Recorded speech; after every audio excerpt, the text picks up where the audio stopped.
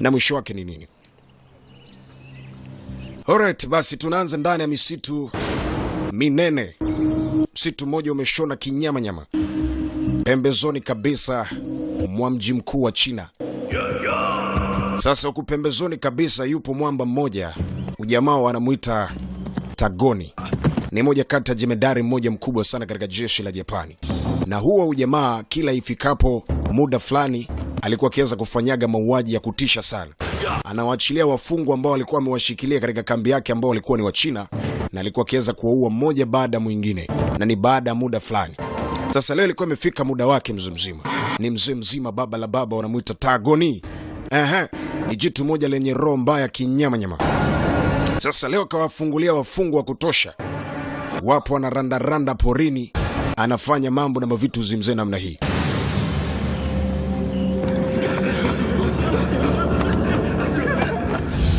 Tazama jinsi hawa hostage jinsi wanavyohangaika ndugu yangu.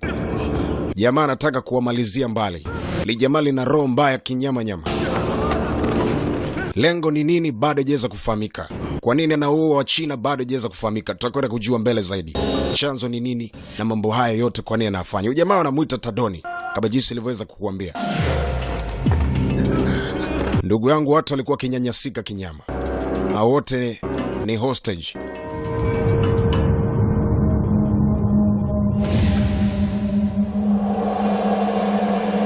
Anaua mmoja baada mwingine.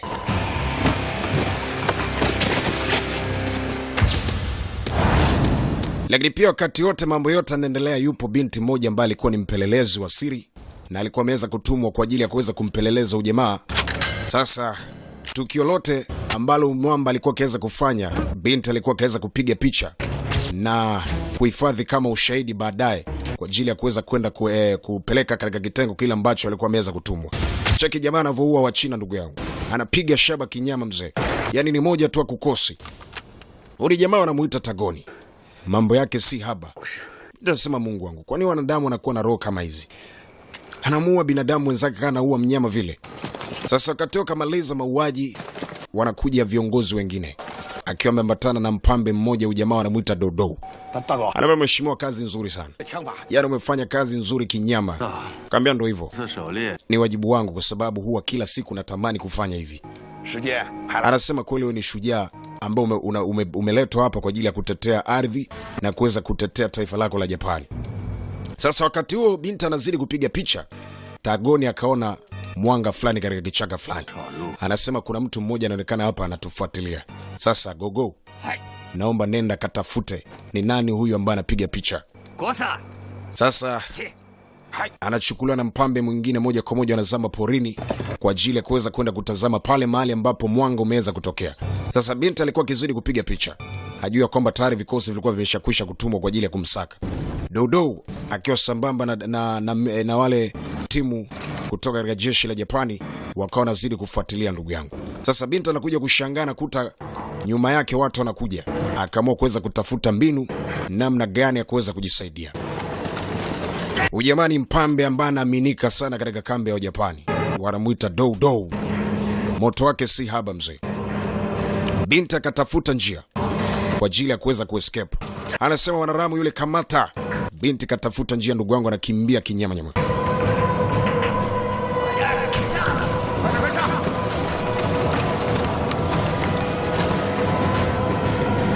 Sasa hali ya binti ni hatarini. Wakati anazidi kusonga mbele, sangapi asijikwae ndugu yangu. Nyuma kikosi kinakuja. Dodo anasema kamateni yule paleti. Cheki hilo kosi mzima. Jeshi la kutosha la Mjapani ndugu yangu. Wanatoka katika kambi moja wanaita Jedi Army, inayomilikiwa na huyo mwamba wanamuita Tagoni. Sasa rafika hapa mbele kuna bonge la korongo. Nyuma maadui wanakuja. Sasa binti atakimbilia wapi? Kabaki katika hali ya mashaka, hajui ni wapi pa kukimbilia. Dodo na kikosi chake kinakuja mzima. Sasa binti alichomoa kuweza kufanya kwa akili haraka haraka, akaamua kuweza kupanda juu ya mti na kuweza kujihifadhi pale. Hapo ndipo ilipokuwa salama yake. Sasa Dodo anafika hapa na shanga. Huyu binti atakuwa ameweza kujitupa huku chini kweli?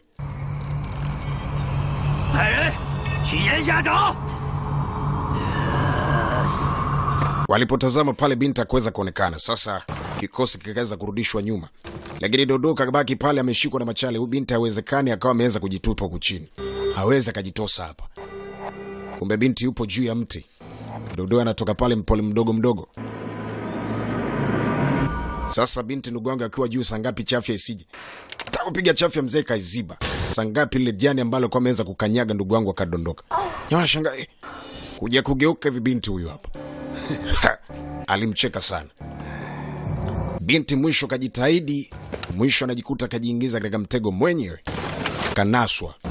Basi pale pale kikosi cha Mjapani kinaweza kutia timu na wanafanikiwa kuweza kumkamata binti. Lakini binti, kumbuka, mkononi ana kamera ambayo ina picha zote zinazomuonyesha mzimzima bwana Tagoni akiwa anafanya mauaji. Sasa tukiachana kule, tunakuja moja kwa moja katika kambi ya Mjapani. Hapa ni Jedi Army. Ni kambi moja kubwa kinyama. Inapatikana ndani ya msitu wa Jedi kama jinsi nilivyoweza kujuza hapo awali.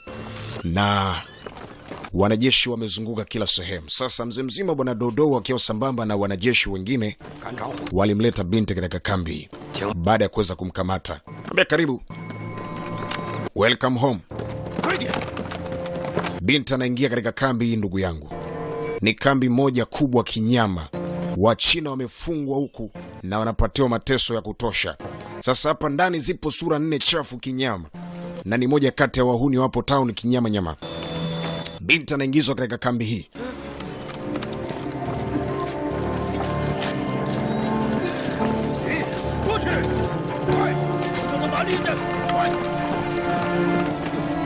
Sasa wa kwanza kabisa ni huyu hapa, wanamuita Dongli. Lakini pia wa pili kuna mwanaume wa kazi, ni huyu hapa, wanamuita Zangbo.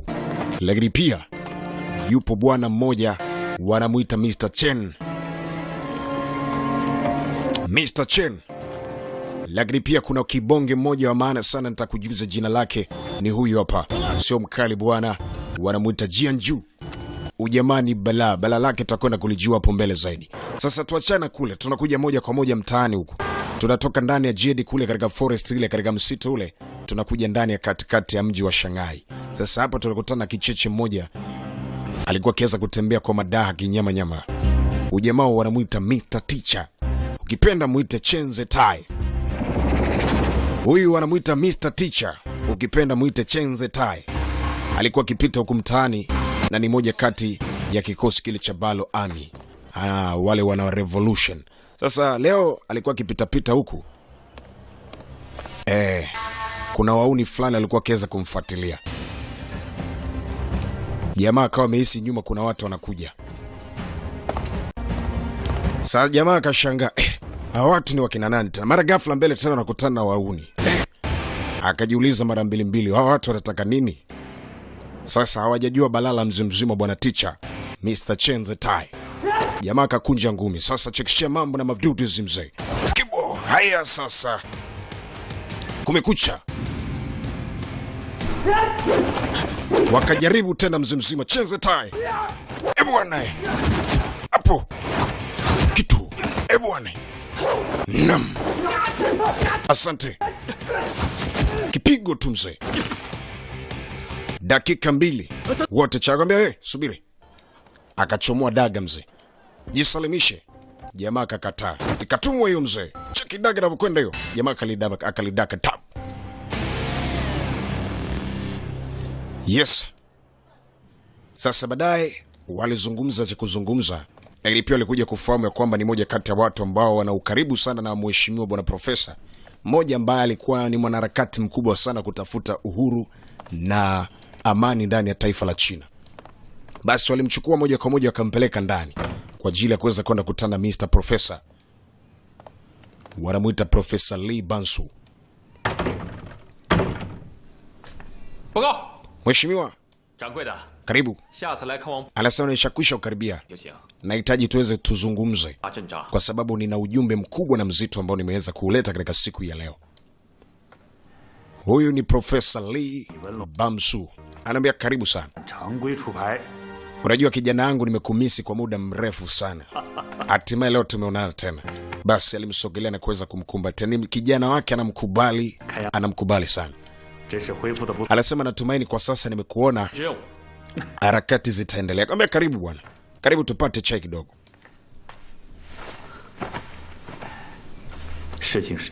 Vipi lakini? Nafikiria kwamba ujio wako katika siku ya leo tutafanikisha jambo kubwa sana. Vipi huko ulipotoka, kuna jipi ambalo lolote umeweza kulipata? Kwa sababu kimya kimekaa kwa muda mrefu sana na hatujajua nini cha kufanya. Akamwambia ndio mheshimiwa, nina jambo moja kubwa sana ambalo nimekuja nalo mbele yako leo. Akamwambia jambo gani? Anasema kuna siku moja nimepita sehemu moja nikasikia watu wakiwa wanazungumza. Sasa anampa historia, anampa jambo ambalo ameshakwisha kulisikia. Jamaa siku moja akiwa katika mgahawa mmoja akiwa anapata msosi, alisikia kikosi kimoja cha Wajapani kiwa kinazungumza ishu kuhusiana na kambi ya Jedi Army ambayo inapatikana kule ndani ya pori zito, msitu mmoja wanaoita Jedi Forest. Na anasema kwamba kuna mwamba mmoja anamuita Tagoni. Ishu yake huko si ya kawaida. Anawateka wa China hapa mjini na anawapeleka kule porini kwa ajili ya kuweza kuwatesa. Sasa jamaa akasikia ile habari. Anasema hiyo habari hata mimi pia nilishakwisha kuisikia. Akamwambia sasa mheshimiwa, hili swala tunalifanyaje? Anasema kuna jambo ambalo mimi nataka tulifanye. Na nafikiri jambo hili litakwenda kuwa moja kati ya sababu moja kubwa ambayo itatuletea uhuru. Kwa sababu moja kati ya watu ambao wanapelekwa kule katika Jedi Army ni wa China wenzetu. Kwa hiyo tunataka tufanye mbinu kwa ajili ya kuweza kwenda kuwasaidia. Profesa alivua kofia akamwambia ni kweli. Sasa alimpatia picha moja. Anasema huyu ni binti ambaye nilimtuma kule. Na baada ya kuweza kumtuma kule, mpaka sasa sijui taarifa zake ni nini. Kwa sababu takia nimemtuma kule mpaka sasa hajarudi na hajaleta taarifa yoyote. Sasa sijui unanisaidia vipi? Anasema inabidi tujue namna ya kufanya. Anasema ni kweli kabisa, utakuwa umenisaidia kitu kikubwa, kwa sababu binti huyu tulimtuma kwa ajili ya kutuletea taarifa, akapeleleze ni mbinu gani hasa wanatumia wale watu na nini ambacho wanakifanya kule, lakini mpaka sasa hajarudi. Jamaa alitafakari. Anasema mimi nitafanya issue, nitamfuatilia binti. Akamwambia utakuwa umefanya jambo la muhimu sana, kwa sababu binti ni moja kati ya watu wa muhimu sana katika kambi yetu. Mr. Teacher Chen Zetai anasema mheshimiwa, nitaifanya kazi kwa sababu natamani taifa langu lipate kusimama, taifa langu lipate uhuru, liwe freeness. Akamwambia kuna shida, na kuamini sana kijana wangu, na naamini ujio wako katika siku ya leo utakwenda kufanya kitu kikubwa. Anamwambia sitokuangusha, nitafanya kama jinsi ulivyoniagiza. Sasa tunarudi ndani ya Jedi Army katika kambi ya Mjapani ndugu yangu. Sasa leo mzee mzima bwana Dongli akiwa hapa, akaja mzee mzima Kibonge. Ukibonge wanamuita Dongli. Sasa wakati wanazungumza pale, mara ghafla Cheni naye akaja akamwambia anawahitaji, nataka tuzungumze. Sasa hawa ni wauni fulani walilokotwaga huko mtaani, wakakamatwa wakaletwa huku. Sasa uchali waga ana matani sana. Akamwambia wewe Zambo, mka kiume basi, wacha mambo ya ajabu ajabu.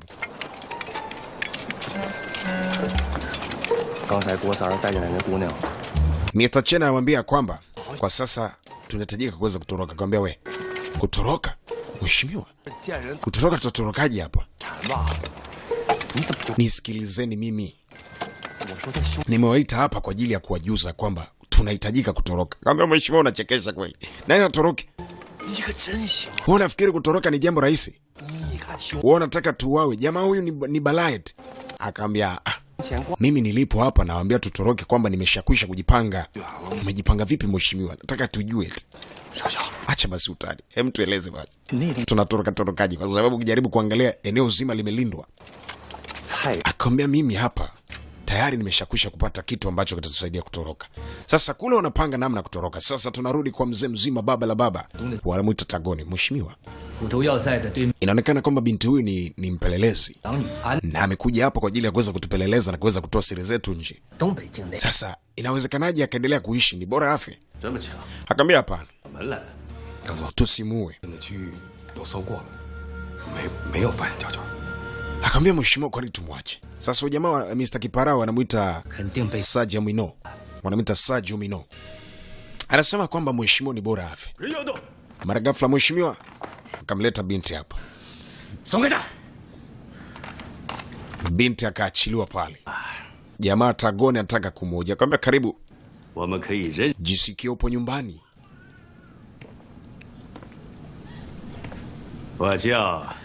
Ila nina maswali kadhaa nataka nikuulize. Na utakaponipa jibu itakuwa vizuri. Kama unafikiria kwamba unaweza kunipeleleza mimi. Mimi huwa siogopi. Kifo kwangu ni jambo la kawaida sana. Amjuage Tagoni. Jamaa kamsogelea, ni binti moja mrembo kinyama. Akamwambia unajua binti, muonekano wako ni muonekano mzuri sana. Ni binti moja mzuri sana. Usitake kunifanya mimi nikawa na roho mbaya.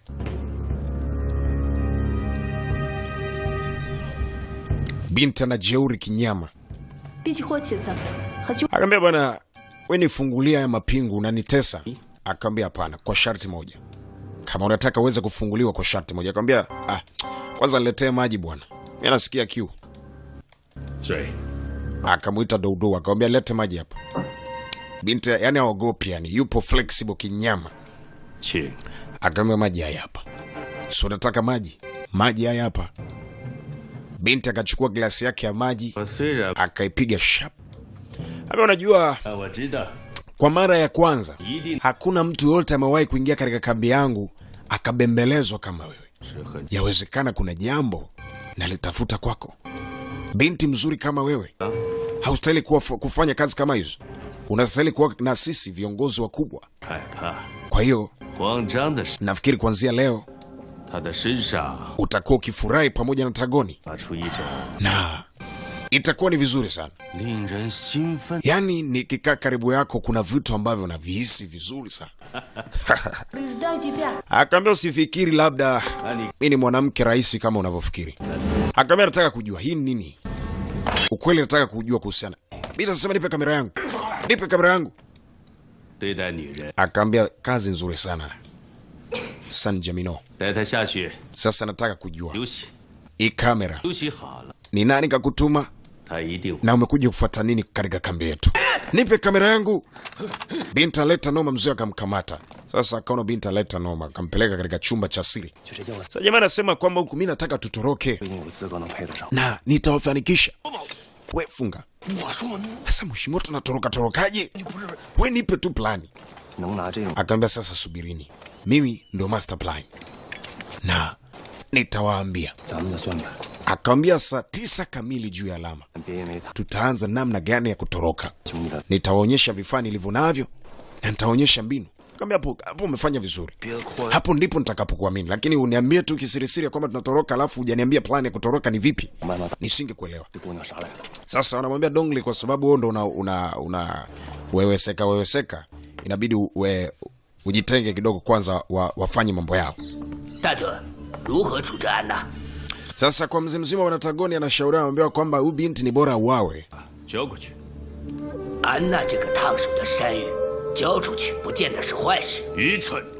Anasema hapana, ubinti atakufa. Ubinti ataendelea kusalia hapa na hakuna chochote kitakachoweza kumpata. Atakaa hapa kwa sababu mwisho wa yote atakuja kutuonyesha kitu. Akamwambia sawa mheshimiwa. Dodo anasema lakini ni uzembe mheshimiwa. Naona sasa tunataka kubishana. Akamwambia mheshimiwa lakini kuna ugeni hapa. Kakaribishwa. Kuna mgeni ametimba hapa. Alikuwa kuna binti moja mzuri kinyama kati ya timu hapa. Anasema mheshimiwa, nimepewa taarifa niweze kuja kusaidiana na nyinyi katika siku ya leo. Tagoni akamtazama. Kamnusa kwanza.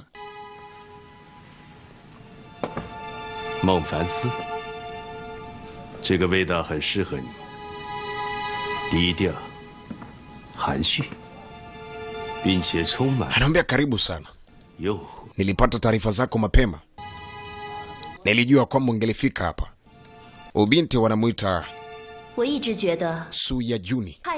Anasema utendaji wangu wa kazi ni mzuri, ndio maana viongozi wakaamua kuweza kunifanya mimi nishirikiane na jemedari mkubwa kama wewe. Nafikiri nitakapofanya kazi yangu utanielewa zaidi na utajua na uwezo gani na uwezo gani wa kuweza kufanya kazi. Kambia Tai xiaojie, nimefurahi kusikia hivyo. Na kila sababu ya kusema kwamba unastahili kufanya kazi na mimi. Japo sijajua uwezo wako wa kazi kiundani zaidi, lakini kwa sifa ambazo unazitoa imenifanya nikuamini na nijua kwamba nimepata mtendaji kazi mzuri. Basi hakuna haja ya kujiuliza maswali mengi, utaingia kazini moja kwa moja. Lakini kaa ukijua kwamba sheria namba 1 ya Tagoni, yeyote anayekwenda kinyume na matakwa ya Tagoni au masharti ya Tagoni huwa lazima afe. Kwa hiyo kubaliana na matokeo ya kwamba kama utakwenda kinyume na amri yangu utakufa. Binti hapo ndipo palipo na kizaza. Ameshakwisha kupata onyo. Jamaa anamwambia karibu sana ndani. Karibu, jisikie upo nyumbani. Anakaribishwa ndani ya Jedi Army. Ni binti huyu hapa, wanamuita Sajuni. Yera, hilo ndo nyambuleti lenye roho mbaya kinyama, wanalita Tagoni. Sasa tunakuja nje kabisa. Kuna treni moja inaonekana kuweza kuingia hapa, na kuna wasafiri fulani wanaonekana kuweza kuwa town. Na moja kati ya wasafiri ambao walikuwa huko town ni mzee mzima, wanamuita Mr. Teacher, ukipenda muite Chenze Tai. Sasa kumbuka mzee mzima bwana Chenze Tai tayari alikuwa ameshakwisha kupata kibali cha kuweza kuingia katika kambio. Sasa leo amekuja huko mtaani na kuna mission moja anataka kuweza kuikamilisha kabla ya kuweza kwenda kule katika kambi ya Jedi Army. Alikuja moja kwa moja katika mgawa huu. Na katika mgawa huu kuna mtu mmoja alikuja kukutana naye. Kaganoko pale, kagonga. Anamjua vizuri sana. Ujamaa wanamuita Mr. Chen Chao. Mr. Teacher, upo? Muda mrefu sana hujaonana. Anasema leo nimekuja kutembelea. Akamwambia karibu ese. Karibu sana. Anamheshimu kinyama na anampenda kinyama. Ni watu ambao wanajuana fika kuanzia zamani sana. Basi alimleta moja kwa moja mpaka ndani katika chumba cha siri, na moja kwa moja kuna boksi moja alikuwa amezileandana, lilikuwa lina keki. Akamwambia mheshimiwa, ukiona kwa mandhari ya nje unaona kabisa ni keki, lakini hiyo ni master plan mzee. Kumbuka picha nishakwisha kwambia kwamba wanaita mastermind. Sasa mastermind mwenyewe utajua maana yake ni nini. Ni moja kati ya picha ambayo inatumia akili sana. Kwa hiyo twende sambamba mimi nawe ni kuelewesha zaidi. Sasa jamaa akatoa keki, ni mithili ya keki lakini ni master plan. Anasema kwamba katika pori hii kuna kambi hii wanaita Jedi Army. Inapatikana katikati ya msitu. Na mimi huwa nachukuaga vyakula mtaani na vipeleka kule. Sasa jamaa anasema kwamba nataka nisafiri pamoja nawe, tuende huko ndani ya Jedi Army. Sasa Jedi Army kwenyewe huko ndani, sasa mzee mzima kuna mababe. Wa kwanza kabisa ni mzee mzima bwana Dongli. Sasa mzee mzima leo kuna jamaa mmoja anafanya mazoezi, anakuja anawakamata tu, anawapa kipigo. Anawabonyeza kinyama. Yaani hao jamaa, huyu jamani ana hamu tu kupigana. Sasa anafanya mazoezi katika miili ya watu.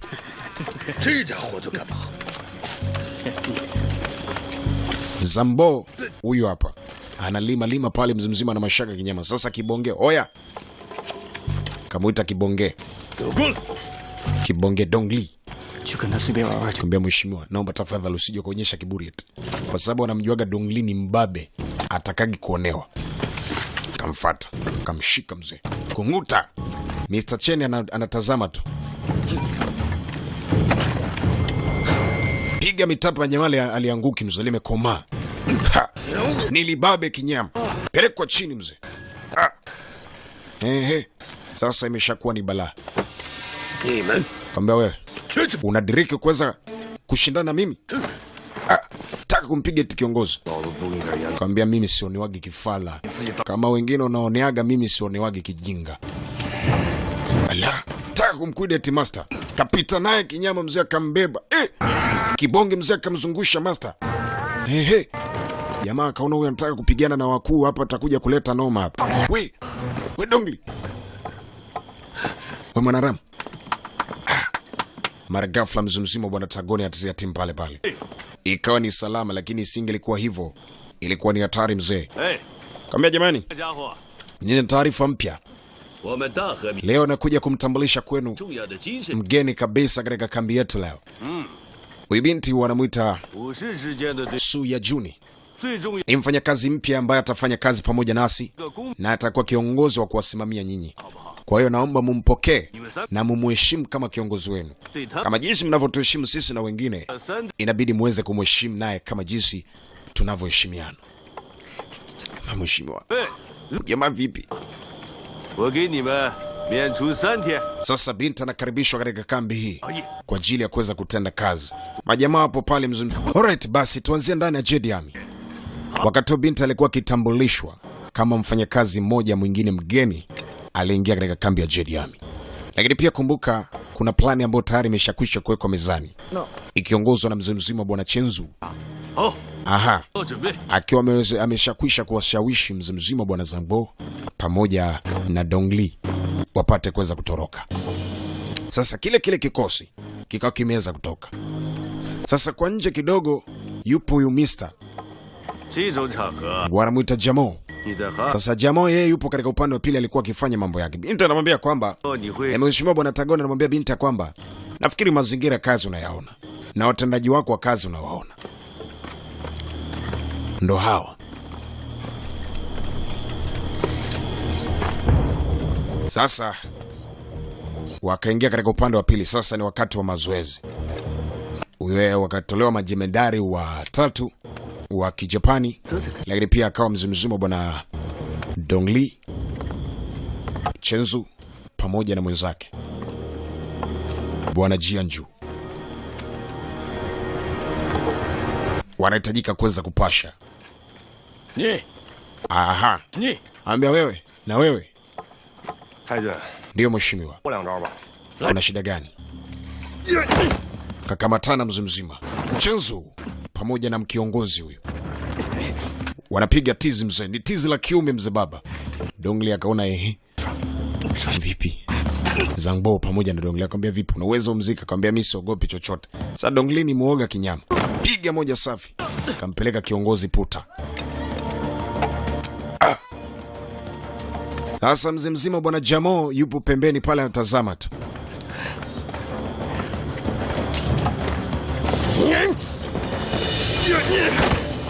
Mpambe akajaribu tena mzee mzima.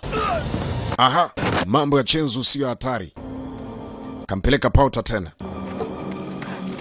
Jamaa kasarenda akamwambia, umziki so jinga kweli.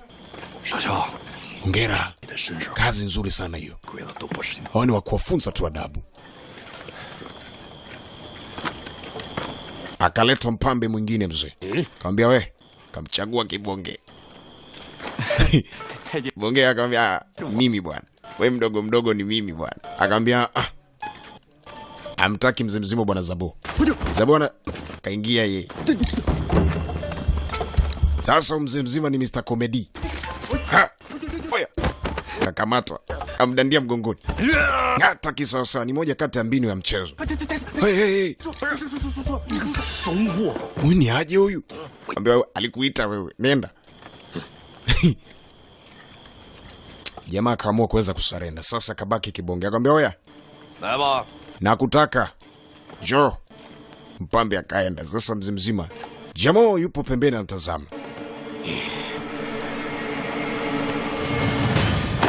Kakamata kibonge mzee mzima ni njemba moja imekula ugali dagae kashiba. Peleka moja tu chini mzee, tengua kila sehemu. Kibo. Jamo alipotazama mapigo uboya, kajua jamaa kweli ana uwezo. Ujamaa ni mfungwa namba 317. Anasema huyu sio mtu wa kubeza. Uwezo wake na pamoja na nguvu zake ni kubwa. Yawezekana akawa ni moja kati ya chachu kubwa kuweza kutuangusha. Kwa hiyo kamuita dodo. Huyu mtu sio wa kuweza kumwachilia hata kidogo. Nitataka kuweza kurudia plani yangu. Akamwambia sawa mheshimiwa. Plani yake ni ipi? Kama kawaida wanafunguliwa wafungwa na moja kwa moja wanaweza kuuawa. Kamuita. Acha basi. Nafikiri kwamba maamuzi yao aliweza kuamua ni haya. Kamkunja jamaa kinyama. Jamaa kaona naye asibaki kiboya, akamwangusha kibonge. Dongli. Tumia. Bubu. Anasema sasa tunacheza bahati nasibu. Kama risasi itakukosa, basi tutawaachilia muende porini, na mkienda porini mimi nitakuwa nikiua mmoja baada mwingine. Binti akaanza kuachiliwa pale. Binti hivyo ni vijimambo tu na vitu ambavyo anaonyeshwa. Unyama mzimzima bwana Tagoni si wa hatari. Yaani ujamaa hafai. Ni bonge moja la gaidi. Sasa ameshakwisha kuachia ujumbe ya kwamba atacheza bahati nasibu. Wakati hiyo mzimzima wanamuita Mr. Teacher Chen Zhetai akiwa sambamba zaidi na Chen Chao walipata nafasi ya kuweza kuingia pamoja katika kambi, kwa sababu mzimzima bwana Chen Chao alikuwa ni muingiza mizigo katika kambi hii. Basi wakawa wamepata nafasi kwa ukaribu sana na kwa wepesi sana kuweza kuzama ndani. Sasa jamaa anajua pori zima na anajua ni wapi na wapi watu wanataka kuweza kuingilia. Akamwambia mheshimiwa, hapa nafikiri ndo njia ya kuweza kuingilia. Sasa wanaingilia katika njia hii hapa. Kwa juu kabisa ni katika milima mirefu kabisa. Kwa chini ndipo kambi ya Jedi Army ilipo. Anaambia unaona pale. Pale ndipo kambi ilipo. Nafikiri kwamba kupitia hapa ni rahisi sana kuweza kuzama kambini kuliko kuweza kupitia geti kuu. Alisema hamna shida. Hata kunifikisha hapa, nafikiri umenifikisha sehemu salama. Kwa nini mimi kufanya mambo? Arasante tutumia ule mlima pale kuweza kupima na kuweza kufanya mambo yangu. Kamela giri mheshimiwa. Sehemu hii si sehemu ya kubeza, ni moja kati ya sehemu hatari. Yawezekana ikakufanyisha mambo magumu. Kaja ukakamatwa ikawa ni hatari. Naomba tafadhali ujichunge na ujiangalie. Kwa sababu ukijaribu kucheza tu hapa maisha yako yatakuwa ni hatarini. Akamwambia mimi na uwezo na najielewa. Na ujua nini ninachokifanya. Kwa hiyo wewe usiogope wala usitie shaka kwa jambo lolote lile. Mimi nitaifanya kazi yangu kama jinsi nilivyoweza kujifunza. Mr. Teacher Chen Zhetai anajikubali kinyama kwa sababu anajielewa. Uwezo alionao na skills alizonazo sio za kawaida. Sasa anapata nafasi ya kuweza kuingilia hapa hapa. Chen Chao atapita geti kuu kuweza kupeleka chakula, lakini pia Mr. Teacher atapitia uchochoroni. Sasa mzima bwana Tagoni leo kama kawaida yake uaga na uaga watu mzee. Sasa leo anafunguliwa wa China au wafungwa wote wanaachiliwa porini. Jamaa kakaa juu kabisa mzima analenga mmoja baada mwingine. Kambia sasa mheshimiwa, nafikiri plani yetu ndo hapa. Tunasepa. Kambia ndo hivyo. Kambia Zambo, usiogope. Ndo wakati wa kufanyaje? Wa kusepetunga mzee. Kumbe wakati huo mzima bwana Chen Zhetai, Mr. Teacher, ameshakwisha kupata upenyo mzee. Kutazama porini kuna wanajeshi wa kutosha. Sema Mungu wangu. Kambi inalindwa kinyama. Yaani inalindwa kama rais vile mzee. Sasa alipotazama kwa mbele zaidi akashangaa kuna sniper yupo hapa. Na amejifunika na mavazi ambayo anafanika copyright na msitu. Sema inamaanisha kwamba kuna hadi masniper. Sasa huku So Jamino asema mheshimiwa tayari tulishakwisha kuandaa. Sasa wanaachiliwa. Dodo, kazi kwako. Kuachiliwa wafungwa, goma lianze. Kwambia sasa kaitwa makoplo wakafungulia wafungwa. Sasa wanafungulia wafungwa wanaingia porini mzee. Tagoni kakaa juu anapima mmoja baada mwingine. Yaani hakuna hata mmoja anaweza kuescape katika eneo hili. Kimbia! Sasa wakaachiliwa mzee baba. Yera cheki matusi na mambo ya mzimzimo bwana Tagoni. Ujamaa na shabaki nyama. Wafungwa wakaachiliwa. Wakati mzimzimo bwana Teacher Chen Zhetai anatazama kupitia macho ya shetani mzee. Watu wanaanguka, wanaamuka, wanatembea kwa sababu hofu. Hamna mtu anataka kufa. Anasema sasa anataka kuangalia uwezo wangu. Je, umeshuka au umeongezeka? Akavuta gobore mzima kama kawaida. Sasa jamaa Chen Zhetai anasema kwamba na mimi huu ndo wakati wangu wa kujipachika na kujiingiza humo. Yera! Chen Zhetai akaanza mambo mzima. Tagoni na akapanda kwenye farasi. Cheki mambo sasa. Yera! Bwana. Haya sasa. moja moja, chuma kibo. Chenze Tai anakwenda namna hiyo mzee, ni mmoja mmoja unaondolewa mzee, kitu. Aha, chekishia mambo ya Chenze Tai, anakwenda namna hiyo, spidi ya hatari. Tagoni na anaondoa mmoja baada mwingine, kibondelele, watu na uwawaje. Chenze Tai kafika hapa. Sasa kwa mzee mzima bwana Zabo.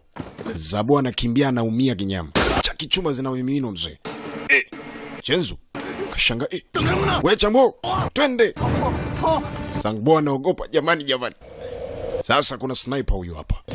Kuna huyu sniper akamwambia oya. Ticha kafika. Vipi? Unahitajika kuweza kufa. Zito. Kamalizia mbali sniper. Bwana. Zabo kakoswa. Kakoswa tena. Wale jamaa na bahati na Mungu eti. Kakoswa chuma mbili. Sasa kwa kibonge. Mzee mzima bwana Dongli. Yupo na Chenzu. Chenzu anapita upande wake na Dongli upande wake. Akakoswa. Oya. Kutwa. Zito. Tumalizie tu. Akamwambia acha twende. Mara ghafla naye kwa target. Kakutwa Zito. Hayo ni matusi ya mzee mzima bwana Chenze Tai. Ame sasa vipi? Sasa hapa ni kuweza kufanya plani kwa ajili ya kuweza kusepa. Tusipoweza kufanya mambo makubwa, tunaweza tukauawa wote. Kwa lazima tucheze kwa akili zao. Ame lakini mheshimiwa ulisema una plani ya kuweza kutoroka eti. Akaambia subiri kwanza, tuliza mtori, nyama zipo chini. Hapa ni kuweza kuescape. Ni kuweza kucheza na akili zao. Sasa mzee mzima bwana Ticha anapita huku. Shangaa kuweza kuona watu jinsi walivyoweza kuuawa, ni wengi kinyama. Akaanza kuweza kunyatia mdogo mdogo.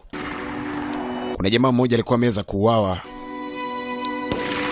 Japokuwa ndo hivyo, aliweza kumfunika tu macho. Na anasema kupitia nguo hizi na muonekano huu ndio utakanipa nafasi ya kuweza kuzama katika kambi ile. Akachukua nguo za yule jamaa na moja kwa moja anapata nafasi ya kuweza kuzivaa. Sasa mzee mzima bwana Dongli akiwa sambamba na wanamuita Chenju wapo huko. Sasa mheshimiwa tunafanya nini? Akamwambia usikate tamaa. Cheki watu wanavyotolewa mkuku mzee. Ni mkuku mwendo mdundo. Wanaona wenzao jinsi wanavyouawa ise. Kinyama kikatili, mauaji ya kutisha. Yana anaua wanadamu wenzao kama anaua wanyama vile. Sasa jamaa ameshakwisha kuvaa muonekano mpya. Anatolewa bereta. Mzee mzima bwana Ticha au Chenze Tai. Majamaa mpaka sasa hivi amenusurika. Mimi Zambo yani. Anaambia yule jamaa ni mzembe sana. Hata kama ameuawa ni mzembe sana. Jamaa kamaliza. Mwamba bwana Tagoni. Dodo. Dazo. Mheshimiwa. 天快黑了. Nafikiri tayari. 还有漏网之鱼，把他们找出来。 Anasema sifikiri kama nimewamaliza wote. Kuna baadhi ya watu ambao bado wapo. Nafikiri hao ambao wamesalia bahati yao itakuwa ni nzuri. Sasa ndugu yangu, ilikwenda mpaka majira ya usiku, msako bado unaendelea katikati ya pori mzee. Dongli pamoja na mzee mzima bwana Chenzu wanashangaa wamewekewa mitutu. Wamekutwa tena. Mungu wangu. Yaani kujilinda kote huku tunakufa tena Mungu wangu. Sasa Zangbo naye yupo. Kazurura mwisho kafika hapa. Kuna lindwa kinyama. Kajibana sehemu. Mungu wangu. Akitazama juu hapo mzimzima wanajeshi wanapita kama nyuki vile. Sasa akaanza kuhangaika. Badala ya kaya atulie, akaanza kuhangaika. Arakafanya shangama, kaangukiwa na mtu. Wakabiringita mzee. Hadi chini. Hii ni laana wapi tena imetokea huku? Wewe njoo. Akajua ni wewe njoo hapa ni. Mara ghafla wote nao wakaarestiwa. Mungu wangu Zito kazimwa, ni majira ya usiku. Sasa katika wale wote ambao walitolewa pale kuna baadhi waliweza kuingia. Sasa tunakuja kwa mzimzimo bwana Jamo akakutana huyu huyu msafirishaji. Msafirishaji huyu. Chen Chao. Wakati Dodondo anaingiza kikosi kamili ambacho ametoka kukikamata kule mzee. Wanaingia. Ni baadhi ambao wamepona. Sasa msafirishaji anatazama kuangalia na shangaa kuweza kumwona Chenzetai huyu hapa. Kashakwisha kuvaa mavazi halisi na anaingia katika kambi ya Jedi Army. Alimuelewa kweli ujamaa si wa kawaida. Uwezo wake na skills zake sio za kitoto. Ana uwezo wa hatari. Ameshakwisha kupata nafasi ya kuweza kuingia. Sasa hapo inamaanisha kwamba dili na mambo ambayo wameaplani tayari yamekamilika. Sasa Tagoni alikuja kutazama baadhi ya miili ya askari ambao walikuwa wameweza kuuawa. Wale masnap shooter. Wale mashuta wao, masharp shooter wameuawa kama wawili. Ni pigo kubwa. Inamaanisha kwamba watu si watu wadogo wadogo, wana uwezo sana. Dada. Anasema acha. Anasema kwamba kuna mtu ameingia hapa. Mheshimiwa, mbona huyu mtu amepigwa hapa onekana hata kovu sehemu? Nakumbuka mzee mzima bwana Tagoni tayari alishakwisha kupima uwezo wa kila mmoja. Sasa alipotazama katika shingo, aliona kuna finga pale, kuna vidole. Ni kama vile anaona matukio jinsi alivyotokea. Inaonekana kwamba huyu mtu si wa kawaida mzee. Ana uwezo na skills za ajabu. Haiwezekani. Aliyefanya hivi sio kati ya wale ambao tuliwafanyia majaribio. Yawezekana kuna mwingine ameshakwisha kujipachika. Kambia, lakini mheshimiwa tutamjuaje? Tutambainia. Akasema hapana. Njia ni moja tu. Ni bora tuwakose wote. Waliokamatwa wote kurudishwa katika kambi. Naomba watafute mmoja baada mwingine, wote wafe. Na hiyo ndio plani ya pekee ya kuweza kumpata na kumbaini huyu muuaji. Kambia, lakini mheshimiwa, uone itakuwa ni hatari. Dodo anasema ni hatari.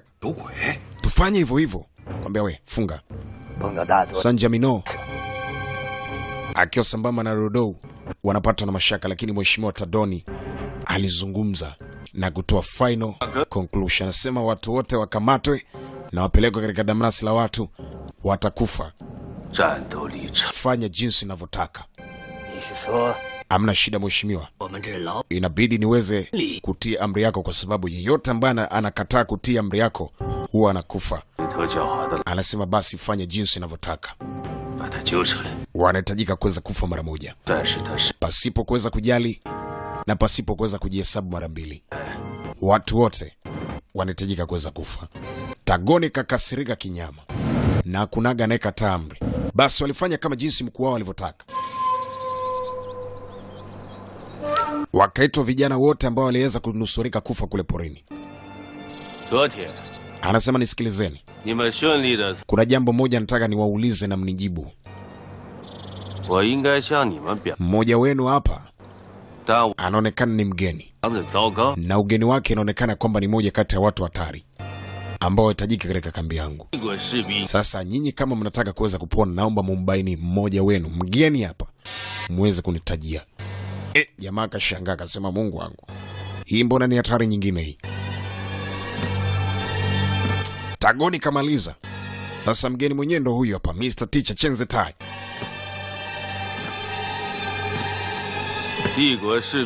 Nafikiri mmenisikia. Inahitajika muweze kumtaja mgeni ambaye mnamuona hapa. Mheshimiwa. Sasa tutamtaja mgeni ni nani? Zangboni muoga kinyama. Anasema sitaki kujua. Naomba mniambie mumbaini mgeni katika nyinyi nyote hapa ni nani? Nitajieni mgeni. Mkinitajia mgeni mtapona na hakuna hata mmoja atakayekufa, lakini kama mtanitajia, kila mmoja atamuua aliyeko mbele yake. Nitawapatia bastola na kila mmoja atamuua aliyeko mbele yake. Kama hamtotaka kuweza kumtaja mgeni ni nani, ndilo jambo linalofuata. Kamuita Dodo, kila mmoja anapatiwa bastola. Shika, utamuua aliyeko mbele yako. Jamani akakabizwa Chenzetai, anajifanya kama boya vile yani. Utamuua aliyeko mbele yako. Zangbo, shika. Kakabizwa na Chenzo. Kibonge pia naye akakabiziwa. wote wakakabidhiwa bastola. Sasa sharti ni moja, kumuua aliyeko mbele yako. Ujinga gani tena huu? Mbona sasa ni kuonewa huku? Kama mnamfahamu mgeni simumtaje. Sasa ni hatari. Wakati huo sasa kwa bibia wanamuita Su Yajuni, binti mgeni kabisa katika eneo hili. Alikuja kuweza kushuhudia. Anasema nataka nikuonyeshe jinsi gani kambi yetu tunavyozidi kufanya mambo ya kihuni. Karibu hapa. Akamkaribisha juu kabisa ya jengo. Kwa chini ndipo mambo mazito yanapofanyika. Anaona jinsi watu wanavyokabizwa bastola kujiua wenyewe. Anasema nafikiri mmenielewa. Mkibaini ya kwamba mgeni ni nani, basi nyinyi mtakufa, lakini kama mtu sema mgeni ni nani, mtakufa. Mtakufa. Sasa jamani, mfungwa namba 5257. Zangbo. Chenzo akamwambia Zangbo, acha ujinga, usiogope. Akamwambia sasa tunakufa eti tumtaje. Zangbo anataka mtaje wa mbele yake.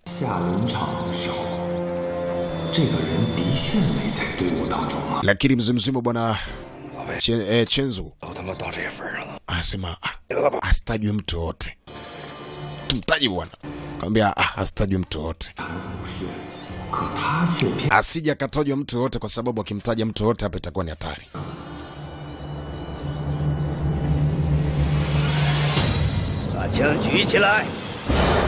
Sasa jamaa anasema kwamba mtajeni, kama mumtaji mnakufa wote.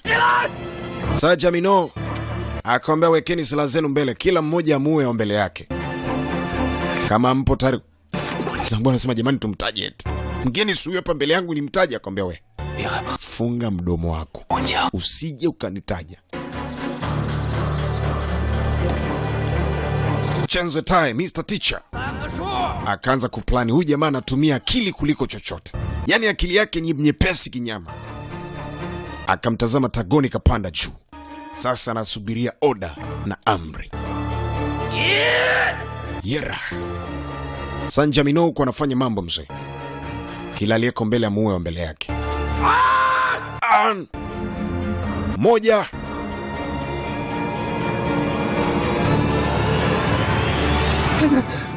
Mara ghafla mzee mmoja anasema jamani, ni mimi. Ni mimi. Tagoni alikuwa anataka kusikia habari kama hiyo. Mzee mmoja akajitaja mwenyewe ni yeye. Kuliko watoto afya akajitaja ni yeye. Tagoni akamshukia. Ni wewe umefanya mauaji? Ni wewe? Ongea ukweli. Nipatie bastola yangu. Akampatia bastola. Ndio uliweza kutumia. Kwa hiyo umeona kuliko wenzako wafe bora ujitaje, si ndio? Sasa unaonaje ukafa? Unaonaje ukafa? Shika jiwe. Lakini mheshimiwa,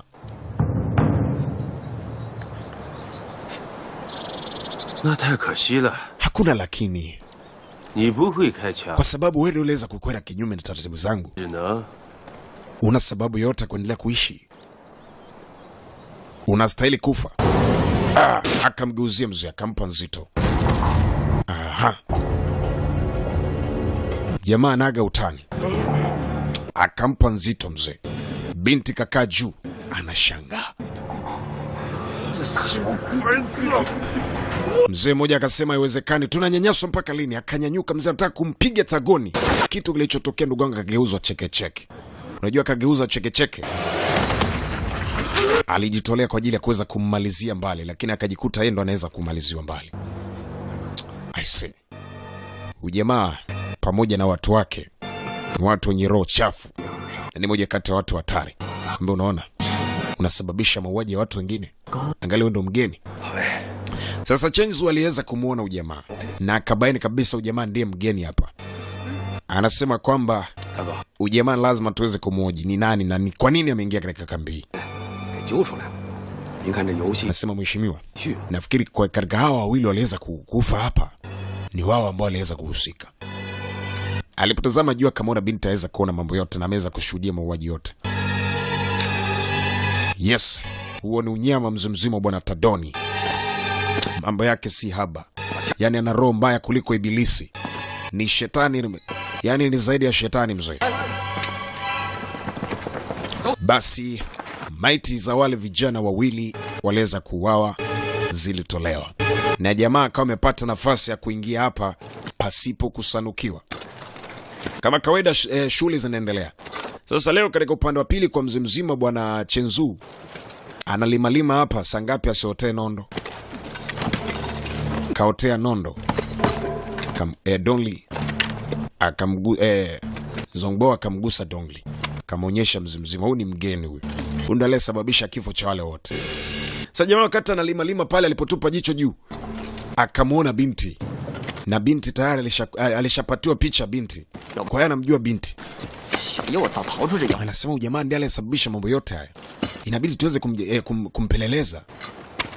Eti huyu jamaa ndo mgeni huyu, tusababishie matatizo. Unajua chali yangu hata mimi sijapiga mzozo. Kama vipi unawaza chakula tu, wewe ni pancha nini? Kama sasa mimi niwaze nini sasa? Kazi tunafanya hivi hatuni, unafikiri nini kinachoendelea? Jeti na niuma eti. Acha ujinga. Umesikia? Sisi wanaume uwaga tuliagiliagi njaa, sawa? Usijifanye kawa kike. Nini? Basi hamna noma. Lakini mimi nikisikia njaa ina maana nisikwambie. Lakini vipi kusana ule akamwambia wewe subiri kwanza. Vunga. Sasa jamaa ameshakwisha kumwona binti. Na binti alipomtazama mzee mzima alimshangaa kujikuta anamshangaa. Akamwambia mimi niache wewe, njoo huku chemba. Sasa Chenzu anashangaa, ama jamaa wanataka kumfanyia nini mwenzao? Kajua kabisa wa majinga wanataka kuleta noma. Zangbo pamoja na Dongli wakaweza kumtoa Chenze Tai, wakamleta uchochoroni huko. Oya. Jamaa anajifanya boya lakini hawamjui, mambo yake si haba. Kwamba hivi unatufanya sisi ni vipofu, si ndio? Unajifanya kwamba sisi hatukujua kwamba wewe ni mgeni kabisa katika kambi hii. Oya, usituzoee, sawa? Wewe ndo mgeni katika kambi hii. Kwamba jamani mnazungumza nini? Mimi sio mgeni eti. Akaambia usijifanye mjuaji wewe. Anataka kumletea noma Chenze Tai akimbia. Jamani mheshimiwa, naomba mnisamehe. Inamaanisha kwamba mnikumbuki kweli? Mimi mgeni kuanzia lini? Unacheza na akili zangu wewe. Mimi uwaga sichezewi. Mpasue eti huyo. Mpige maana analeta ubisho katika jumba la sanaa huyo. Pasua. Akaenda mzee anataka kumkwida. Jamaa akatafuta rungu zito. Akabeba rungu hiyo hapo mzee. Anataka kumngoa. Akashangaa kibongea kama Mungu akuniachie eti. Kwambia sasa nisikilizeni. Simefikiria kwamba mimi ni mzembe kama mzembe wengine. Sinileteza kujua nitawakunja kunja. Mwachie basi mwenzetu. Mwachie tunamuua. Mwachie tunamuua wewe. Anataka kukimbia kaitwa. Anamuua eti mwenzake. Chenzu kafika. Anamuua eti mwenzake. Nenda kamuokoe. Kibonge katoka hapo mzee. Unaona huyu jamaa? Nataka kunitoa roho eti. Kakutana Chenzu. Chenze Tai pamoja na Chenzu. Oya.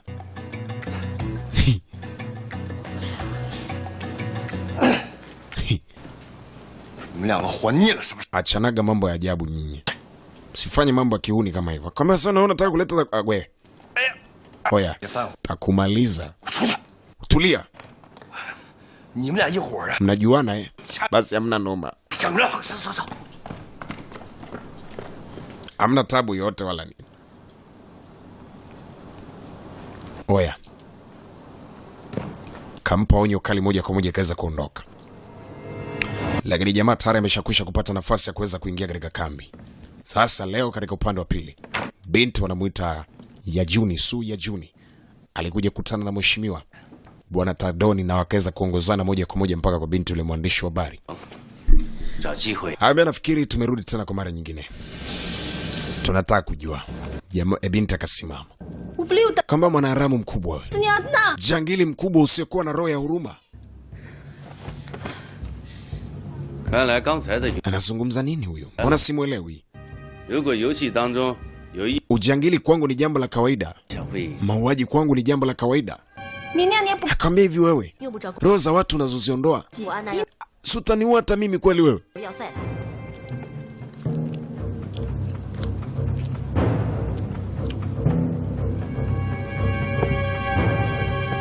Jamali kamsogelea mzee.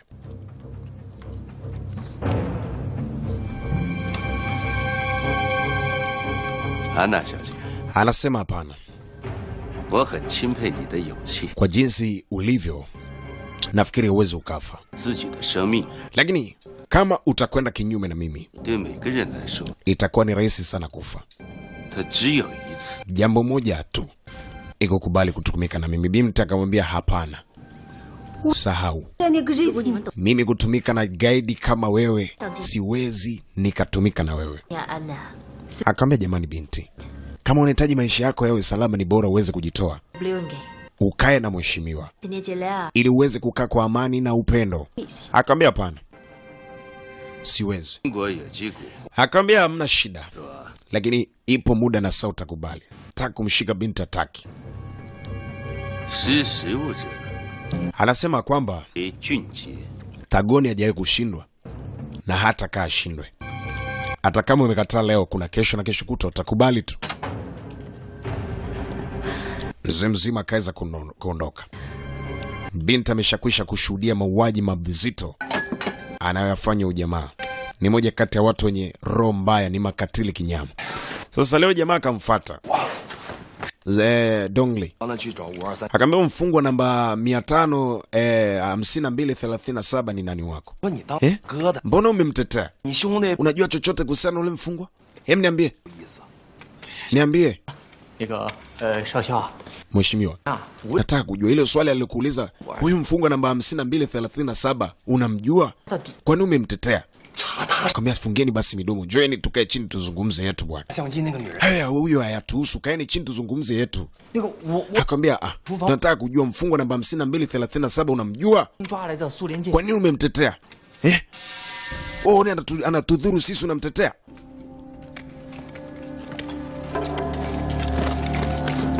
Dongli 先来个安娜， anasema subirini kwanza, 再来个女翻译。 nina plani ambayo nilishakwisha kuambia kwamba nataka tutoroke.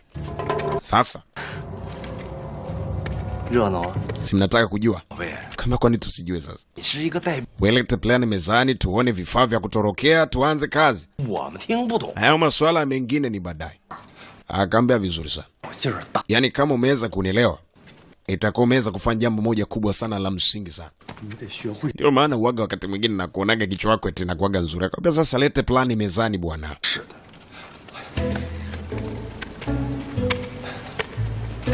我问你个问题， Sasa sikilizeni. 虎头要塞 Unajua nini? 什么人 Nina zana kadhaa. Cha kwanza na kipisi cha nondo. 大本事？ Lakini pia nina kamba ambazo zitatusaidia kuweza kutoroka. 少校， Sasa ziko wapi? 到了，是小鬼子卧底。 Unajua ukiwa unamweleza mwenyewe mimi unieleze itakuwa ni kitu ambacho hakiwezekani eti. Mungu wangu, jamaa anachukia kwa sababu wote anayowashirikisha katika plani wote ni vichwa maji yani. Vichwa vyao vipo spidi kuliko treni ya mwendokasi.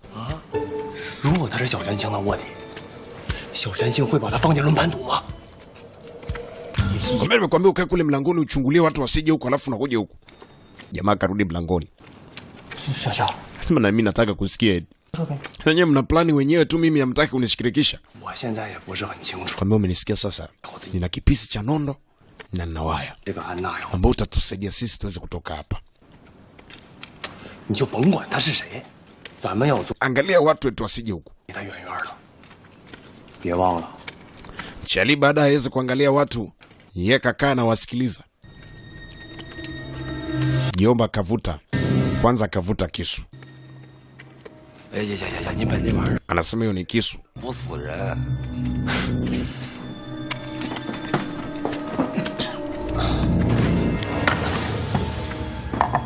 Mwisho akavuta na mamitambo mzee.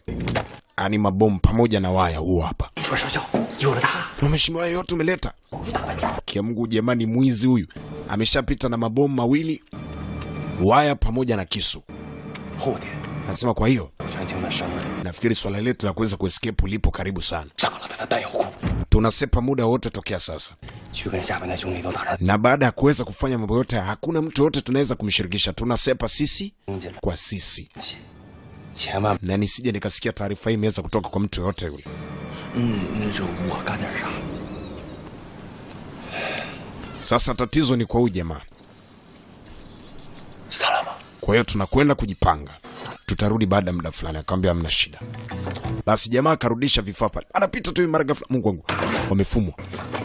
Jamaa kaficha ficha haraka haraka pale. Askari alikuwa kaweza kupita katika eneo hili. Chenzo pamoja na wenzake ilikuwa bado hajaweza kuonekana. Huangshi. Nasema nishakwambia uzembe hautajiki bwana. So, nenda basi.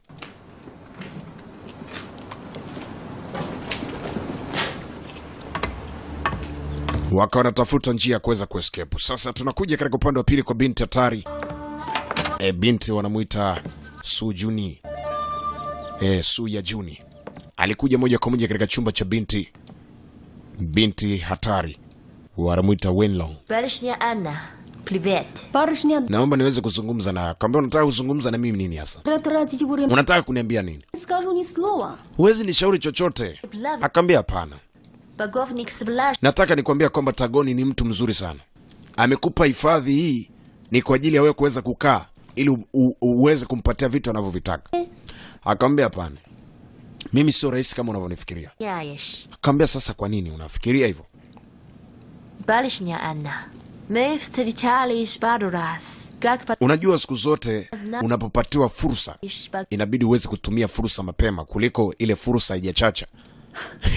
Binti akacheka kweli. 行啊， Akamwambia kumbe 中国话， unaona hivyo? 你还知道自己是中国人呢？ Siwezi nikafanya kitu kama hicho. 亡国奴。 Sahau kabisa. 嗨， Huku jamaa anapokea simu, anasema sawa. Kuna taarifa fulani ambazo amepatiwa.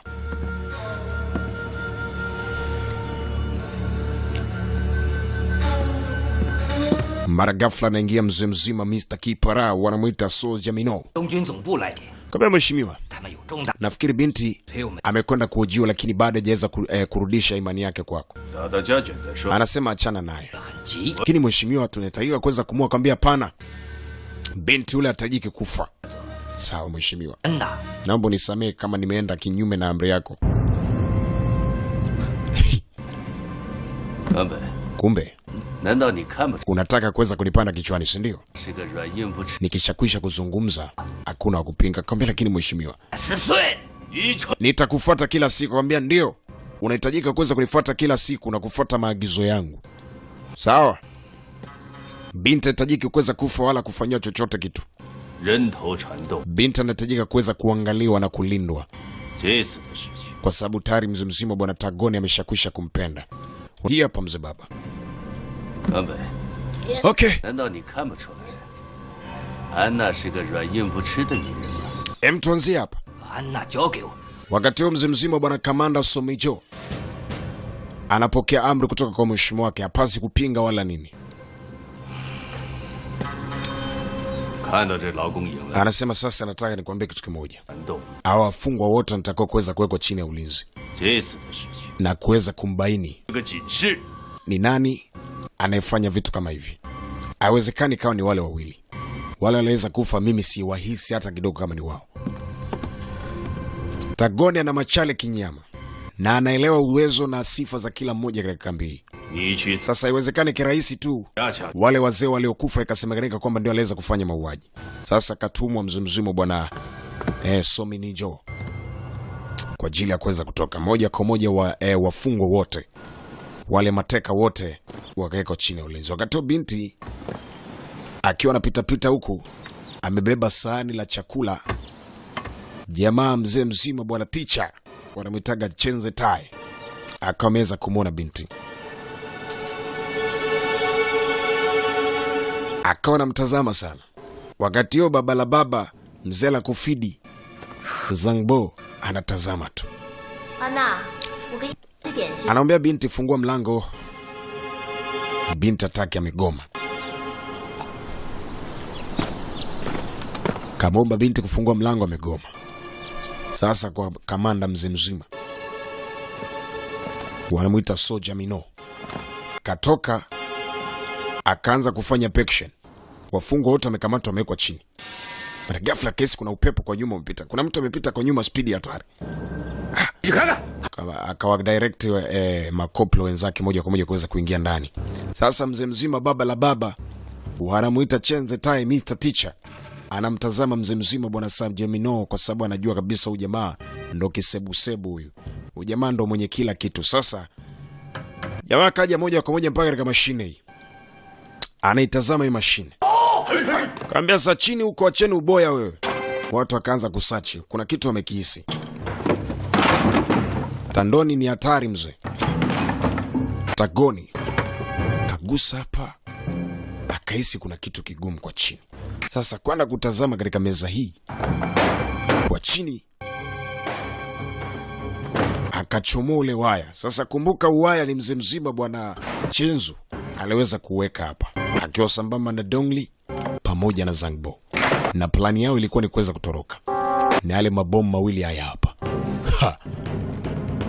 So Jomino kakutia vifaa vyao vyote pale. Sema inaonekana kwamba watu walikuwa wanataka kuweza kutoroka.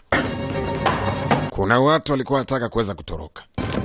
Mabomu na vitu vyote akavifuma. Kavileta kwa mkuu wa kambi. Umetoa wapi? Nasema mheshimiwa, nimeweza kuvikuta kule katika chumba katika vyumba vya hostage. Haiwezekani. Hao watu walikuwa wanataka kuweza kutoroka. Sasa inabidi kuweza kuwaleta chini ya ulinzi na kuweza kuwahoji. Kwa nini wanataka kutoroka? Tagoni atakagi mchezo kabisa. Katika kazi zake huwa hataki uchezo hata kidogo. Kambia mheshimiwa, tunafanya nini hapa? Inabidi tuweze kumhoji mmoja baada mwingine ili tuweze kubaini ni nani hasa. Kambia hapana. Unajua kumhoji mmoja mmoja yawezekana wakatuficha. Ni bora tuweze kutega wote kwa pamoja, wakikataa wajue peke yao.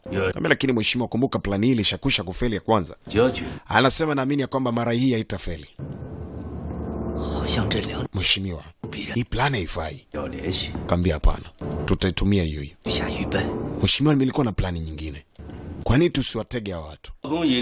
Tutawatega vipi sasa? Angali hao watu wanaonekana ni wajanja na wana uwezo. Tujaribu kwanza hii. Tukifeli, tutarudia ya kwako hiyo ambao unataka kuweza kuileta mezani. Mimi nafikiri kikubwa kwanza hao watu wadhibitiwe, kwa sababu yawezekana kuna mjanja zaidi kaingia katika kambi. Mara ya kwanza tukupata usumbufu hivi. Yaani ujio wa mzimzima una Chenze Tai katika kambi hii inaumiza watu kichwa kinyama.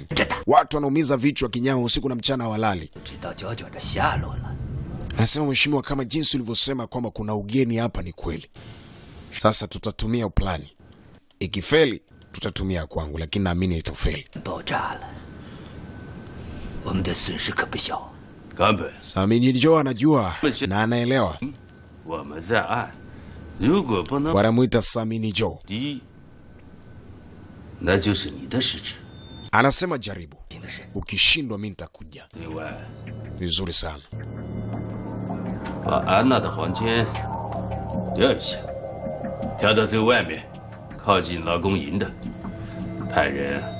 Generali Tagoni huwa anajiamini sana na mambo yake huwa anayafanya kwa kujiamini, kwa sababu anaelewa uwezo na kazi hii. Anajua ameanza muda mrefu, mpaka leo ni muda mrefu. So Jamino akawa ameshakwisha kuelewa ile swala. Sasa baba la baba Chenze Tai Mr. Teacher, usiku wa kulala mzee, bado operation ipo pale pale. Kikubwa nataka kuweza kubaini kwanza kukaa karibu na ubinti ambaye tayari alishakwisha kuonyeshwa picha yake. Usiku wakati huo mambo yanaendelea. Sasa jamaa plani yake ni kutega makima wake na wakina nane waleka mabomu hapo pamoja na uwaya. Akarudisha ile mabomu pale pale sehemu alipoweza kuyatoa. Wakati huo mzimzima wa Chenze Tai yeye anaona kila kitu. Usiku wenzao wamelala kambini kule, kakaa tu huko barabarani. Sema kwa hiyo wamerudisha ili waweze kumkamata Leweka, si ndio? Sasa hapa ni kuweza kufanya plan B. Sasa usiku binti kaletewa chakula. Kumbuka huyo ni boss tayari ameshakwisha kumpenda. Kamwekea katika chumba kizuri, kamwekea chakula, kampa mahitaji yote anayotaka, kwa sababu boss tayari ameshakwisha kupenda. Mara usiku binti ya Juni anakuja na blanketi. Yani ni jamaa binti katekwa, lakini analelewa kama vile yani ni mheshimiwa. Anasema kulingana na mheshimiwa kunipa oda, nimeona nikuletee blanketi. Kwa hiyo talala sehemu nzuri na kujifunika atajifunika. Kaambia sitaki msaada wake bwana. Anna xiaojie. Anasema nisikilize. Peifu ni. Kubali tu. Bora uwe na mheshimiwa uishi kwa raha. Akaambia nitaishi kwa raha, lakini kuwa naye asahau. Mimi siwezi nikauza mwili wangu. Binti anapiga msosi laini ndugu yangu. Akaambia nisikilize bwana. Kubali.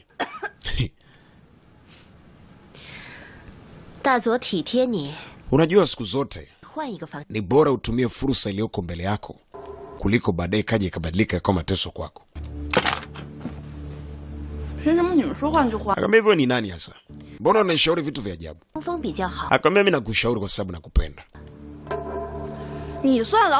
Ungelikuwa unanipenda usingenishauri nikafanya mambo ya kipuzi kama hayo. Anasema unapewa ulinzi, unapewa chakula, unapatiwa malazi mazuri. Utakuja uishi kama mtumwa eti. Binti anahitajika kuweza kukubali. Akikataa tu ni shida. Yani atateseka sana katika kambi hii. Sasa mzee mzima umekwenda mpaka majira ya usiku ndugu yangu. Jamaa Chenzetae alikuwa ameshakwisha kurudi katika kambi huku kusemu wenzake wanapokaa. Sasa usiku jamaa lalagi mzee. Akaamua kutoka tena kadamka usiku. Sasa leo mzee wa machale, mzee wa msosi akasanuka naye Zambo. Akaamua kuweza kumfuatilia nyuma. Huyu jamaa waga naye lalagi ni ranja kinyama. Sasa mzee mzima bwana Chenzetae teacher kaanza operation yake usiku huo. Anataka kuweza kutana na binti. Sasa katoka nyuma mzee mzima bwana Zangbo naye anamfuata. Anamfuatilia kuweza kumuona ujamani wapi anaenda. Satellite zinapita ndugu yangu woso bala. Yale mataa ya usiku ya walinzi ndugu yangu. Jamaa anapenya baada mwingine, anapenya kambi baada ya kambi mzee. Anazama ndani. Chenzetae, jitu lenye akili hatari. Ni mdogo ndio mwendo mzee. Ni mwepesi kama Pepsi na si mzembe kama mzembe mzee. Zangbo naye anafuata nyuma. Anataka kuweza kubaini ujamani wapi anaenda.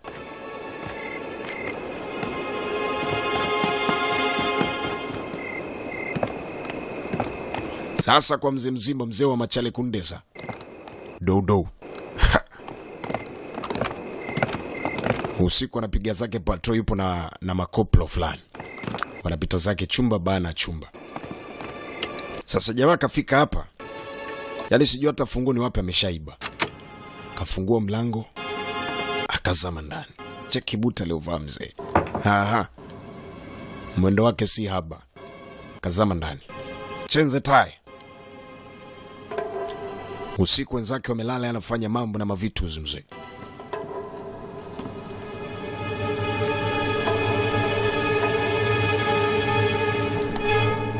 Sasa alikuja moja kwa moja mpaka katika chumba cha binti, akamshika akamwambia tafadhali naomba usipige kelele. Tafadhali usipige kelele. Mara ghafla mwanga. Binti apiga kelele. Dodo akasikia kelele mzee. Purukuta. Mara tai kazima. Dodo akaona huku binti mbona apiga kelele tena, kuna nini? Shavamiwa nini? Kaenda katika chumba cha binti. Wewe binti, kuna shida gani? Hasema hamna shida yoyote. Nilikuwa nimeshtuka tu ndotoni. Dodo akatoa amri mlango uvunjwe ingie ndani. Fungua mlango akaingia ndani. Puta binti amelala. Nini? Kuna shida gani hapa? Hamna shida. Sasa mbona mnaingia katika chumba changu? Akamwambia hapana, tunataka kujua nini kilichokupata. Anasema nishasema hakuna shida. Sasa kumbe mzimzima bwana Chenzetae kajificha chini. Sasa jamaa na machale kuliko hata simba. Akamwambia kumbe likajisogeza mzee. Cheki ubuti. Chenzetae kakaa hapo ndugu wangu anatetemeka. Sasa binti akajua kabisa udodo waga ni balaa.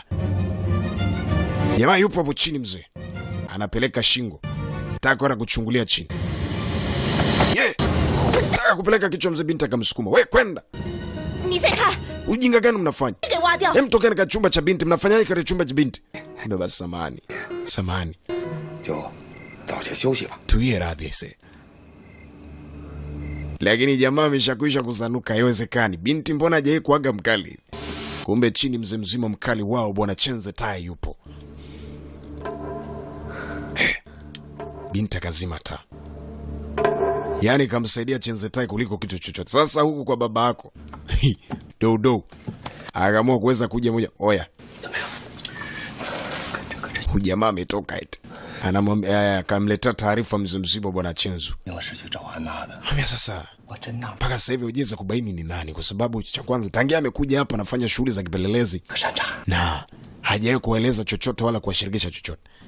Sasa nao kumbuka wana plani yao kutoroka. Kwa anashangaa kuona kumuona ujamaa anawazibia riziki zao, anawazibia njia zao za kuweza kupita. Anasema kwanza tunataka kuweza kumjua ni nani na kwa nini anafanya mambo kama haya. Anasema usiku wa leo nimemwona ametoka. Hujamuona? Kwambia sijamuona. Sasa inabidi tuweze kumfuatilia kwa ukaribu na tuweze kubaini nini ambacho anakifanya. Kwa sababu tukiendelea kumwacha hapa, yawezekana akatuzibia mambo yetu mengi sana. Sasa binti kwa kagonga kitanda. We 5237 ndo mfungwa Chenze Tai. Waga namba yake ya gerezani ndo hiyo. Kumbe wanafahamiana vizuri sana binti. Nataka kumpelekea kibao mzee jamaa kakwepa. Akamwambia sasa na wewe umefuata nini huko? Anasema na mimi nimetumwa. 5237. Nilishangaa sana nilipokuona.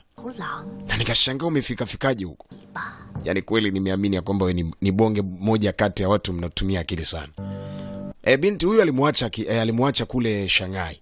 Lakini Shanghai naye amemkuta katika kambi hii. Kwa hiyo inamaanisha kwamba wote atakuwa ametumwa na profesa. Sasa na huyu binti yawezekana kwamba ni Mchina na ni freedom fighter ambaye naye anatumika kwa ajili ya kuweza kuleta uhuru wa China. Anasema kwamba sehemu hii inaonekana ina ulinzi wa kutosha. Sasa tunashindwa kuelewa hawa hostage tutawakomboaje? Tutapataje namna mbinu gani tutaifanya kwa ajili ya kuweza kuwatoa? Kwangu mimi imekuwa ni ngumu sana.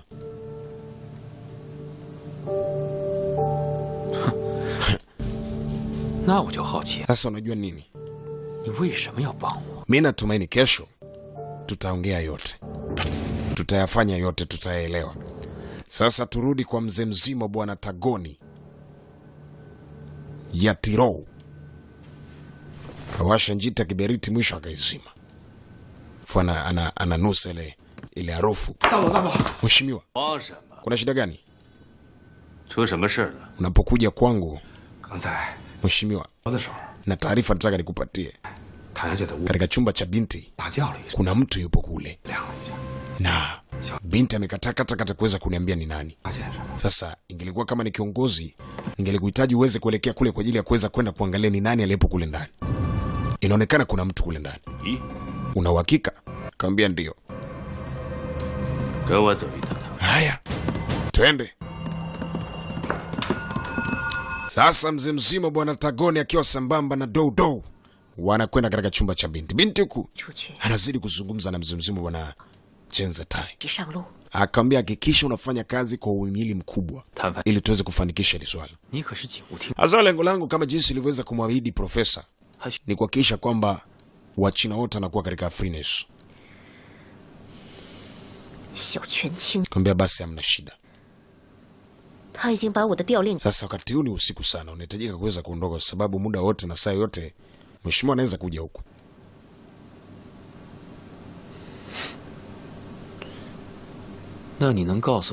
Kumbe basi hamna shida. Mimi nakwenda lakini unahitajika kuweza kuwa makini sana.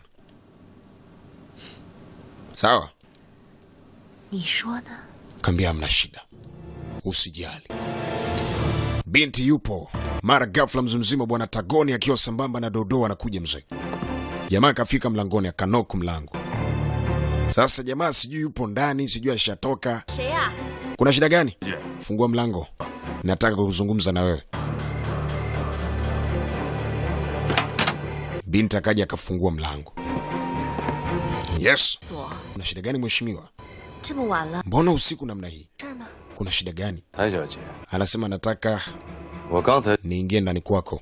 你住在这个房间， Kuna kitu nataka kuweza kubaini. 噩梦，很是为你担心， Kwa sababu nimeweza kusikia kwamba kuna mtu yupo huku ndani. 特地上来看看。 Naomba uweze kunieleza ni nani? Akamwambia oh, 可能是 kuna 新换了房， kuna kijana mmoja aliweza kuingia huku, 不踏实。 lakini tayari ameshakwisha kutoka.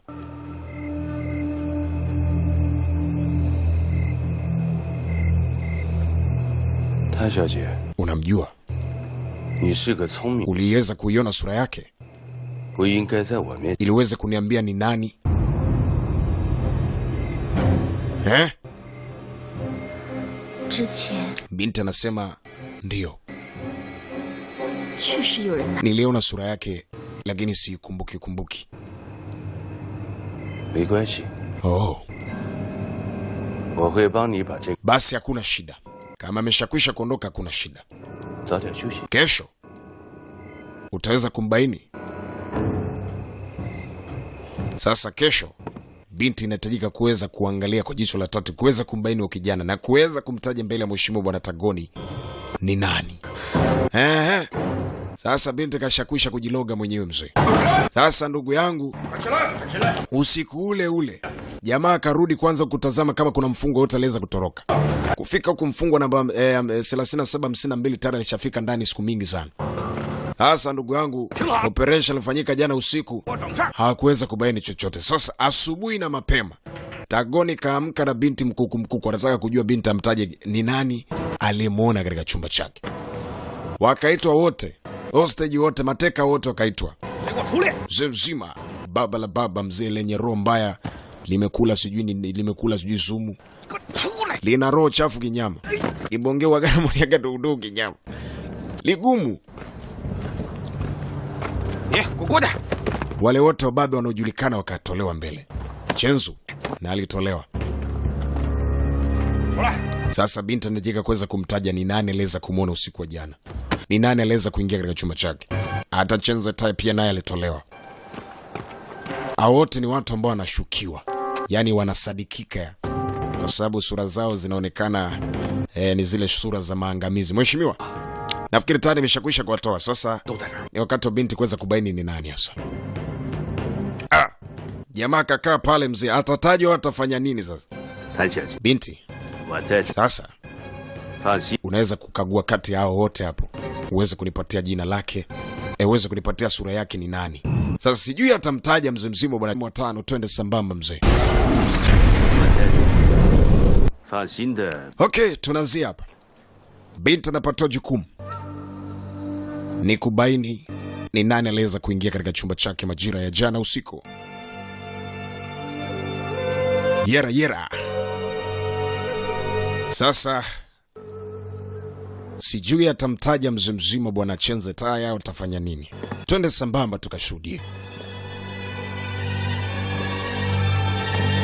Wametengwa wale wanguli, wale wababe wa eneo hili ambao wanaohofiwa.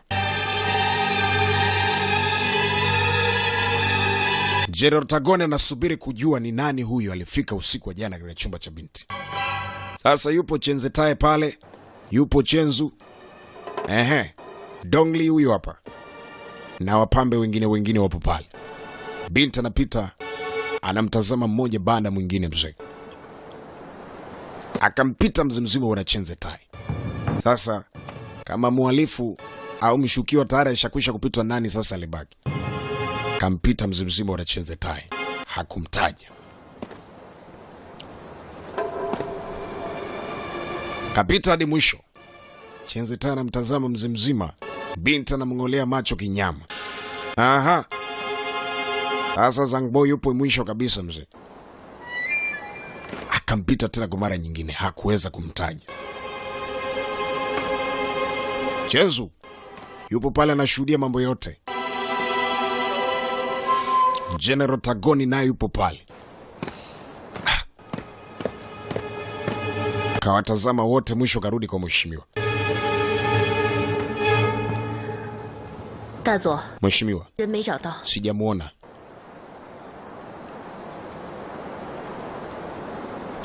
没关系。 Kaambia acha kunitania bwana. Emrudia tena, pita tena uangalie bwana. Acha utani kabisa. Jamani, binti anazingua huyu. 各位， Nisikilizeni. 明天是我的生日。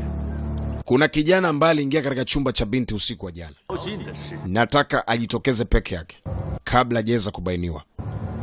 你们当中有一位朋友 Endapo atajitokeza peke yake, 去了， adhabu yake itapungua kuliko akutwe huko. 得罪了谭， Kwa hiyo ni bora uweze kujitokeza mapema kabla 很不高兴。 binti hajarudi kwa mara nyingine kwa ajili ya kuweza kumwangalia aliyehusika ni nani. 我给这位朋友 Kwa hiyo jitokeze mbele, 时间 ujisalimishe mapema 1分钟， kabla operation ya pili hajaweza kupita. 要是不走， Sasa Chenzo akaweza kumtazama Chenzetai. Ana hofu kabisa ni huyu jamaa, kwa sababu jana usiku si aliambiwa kabisa alitoka. 枪毙。 Naomba jitokeze. Watu wakaanza kuhaha. Sasa jamaa katazama kwanza time, muda 开始， na hesabu, nipate huyo mtu ajitokeze mapema. Kama zikipita dakika kadhaa sijamuona, ni jambo lingine la kwenda kutokea hapa. Chenzo kaambia, vipi jamangu, mtoe ndo huyu eti. Zangbo yupo pale mzee, anamwona kabisa mwalifu jala alitoka usiku ni huyu hapa. Lakini shangaa binti hajamtaja wala hajamsema.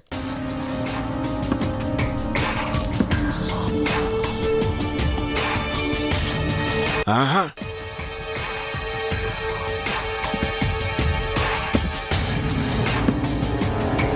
Tagoni anasubiri mzee. Haya sasa.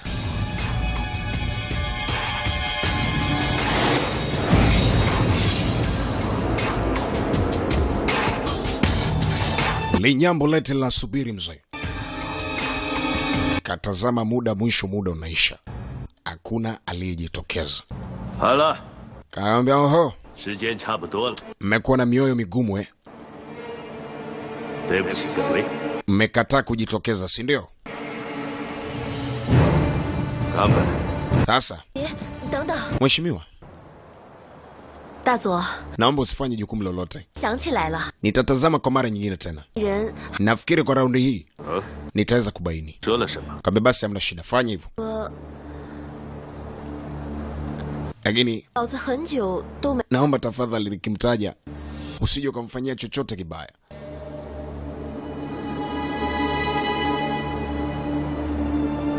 哥桑， Sawa, mwita Doudou. 德行的人 Sasa 严谨点。 nafikiri tumpe kibali binti aweze kukagua kwanza. Doudou akaenda kutengeneza kwanza mazingira, kawarudisha kwanza vijana wote kule, tengeneza kwanza mazingira, akague wote sasa 谭小姐， ili aweze kubaini. Akamwambia sasa, 就麻烦你 nafikiri sasa unaweza kwenda ili uweze kutuletea ni nani aliyekuja katika chumba chako usiku wa jana. Binti akatoka kwa mara nyingine mzee kwenda kuanzisha operation. Aha, 你们都给我听好了，一会儿 wekeni sura nzuri nzuri, 严小姐说 binti aweze kumbaini mmoja ambaye alikuja jana katika chumba chake. 女人了， Menisikia? 妈 Kaeni vizuri. 说 老子很久没碰女人。 Haya, sasa binti anapima sauti pamoja na kuweza kuangalia sura. Sasa kuna neno fulani ambalo alizikariri katika siku ya jana usiku, wanalisema 老子很久没碰女人了。 anapita anasikiliza sauti, akafika kwa mkali bwana Chenzetai, 老子很久都没碰过。 akazungumza le maneno. Binti akamtazama, akamwangalia Tadoni,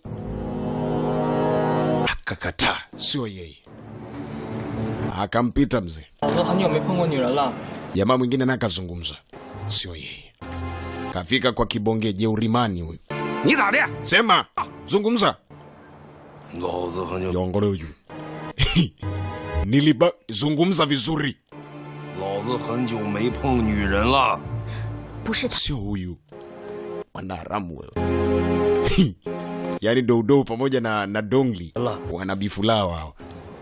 Kafika kwa Chenzetai, kwa Chenzu. Kazungumza, sio yeye. 女人了。 都不是。 Sio yeye. Sasa ni zamu ya mzee mzima bwana wanamuita Zangbao. 老子很久没碰女人了。 Kazungumza kivivu kweli. Binti akashtuka.